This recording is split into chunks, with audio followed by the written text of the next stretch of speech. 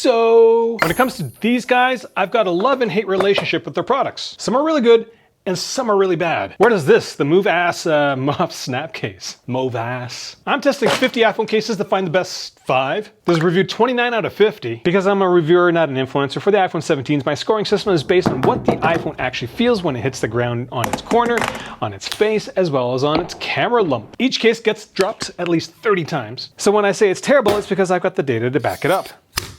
We're on Apple-made leather cases, but they haven't in the last few years, and you're looking for something similar. This MOFT MOVAS case might fill that itch. This case uses vegan leather. Apparently MOFT is pioneering vegan leather. Now just to be clear, when you see vegan leather, it means the finish on this product is not from a modern agricultural animal. It's plastic made to feel like leather that came from really old dead animals. Marketing fluff is awesome. Now the plastic leather on this case wraps around the entire iPhone, as well as the edges, and so this case feels very soft. On the inside of the case, the iPhone sits on a bed of microfiber that extends all the way to the top of the camera lump. See that? It says pad access. This is actually thinner than the rest of the case. Not sure if this is a cost-saving measure or it's, you know, some sort of special protective feature. Weight-wise on the Pro Max, it's going to increase it by about 38 grams, which is far below the 50 gram average. And it's going to increase the bulk of your iPhone by about 52%. This thing is very, very tiny. Now when it comes to handling and grip, this thing does feel like leather. It's not too slick. It has a decent texture to it. Yeah, it's pretty close. Now the buttons on this case are a little odd. They look like they're flow-through buttons, but in reality they are integrated slightly. So when you press them, they still feel a little tight. But that's not the worst part. The worst part is just how sharp and how very noticeable these buttons actually are. It feels like my finger is getting caught on the edge of these buttons. Edges are incredibly low on this case, so screen access isn't going to be an issue. Port counter is a bit too small for my biggest cables. And for those who do this with their iPhones, the edge does look like it's sharp, but it really isn't because of the plastic leather material. It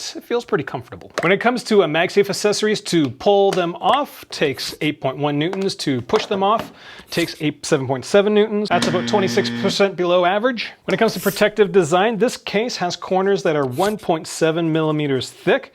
The back is 2 millimeters thick, but remember down here where there's that cavity, it is also 1.7 millimeters thick. I was not meant to be an art student. Now when it comes to rigidity of this product, this thing is quite stiff because it takes 62 newtons to bend at 8 mils. That's 116% above average. One of the biggest downfalls when it comes to really thin cases is the flex at the top, and given how rigid this is, corner or face first protection, maybe it'll survive. When it came to corner drops, my iPhone observed 8 G's bang on. That is 23% below average. That's pretty impressive, but what about the rotation rate after? That was higher by 41%. And the rate at which the iPhone came to a full stop, that was 38% slower. You have a case that takes the initial impact extremely well, but everything else is kind of bleh. What do you think the total force is going to be? Borderline average. So for this case, during the initial drop, great drop protection. The case absorbs all the energy, but it has the energy has to go somewhere, so it comes out in the rotation as well as the rate at which it settles down, which is why the total force going into your iPhone is very average. Now when it comes to doing that, even though the back of this case is super rigid, even though the corners takes a lot of effort to pull off, this case still failed my face first drop protection test. And I think that's by design, because if you look closely at this edge here, the middle of the case, the edge is actually higher than the tops as well as the bottoms of the iPhone. Like there's a slight seesawing action on the case. For the camera lump, MOFT has a piece of polycarbonate, I believe, around the lump. So when that happens, initial impact was 11% better. The settling rate was actually worse by 18%.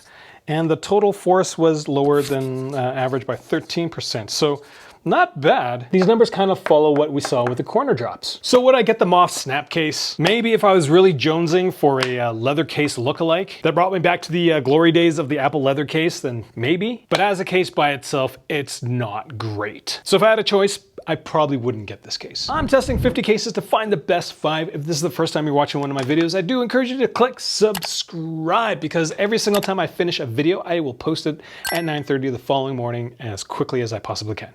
Thanks for watching.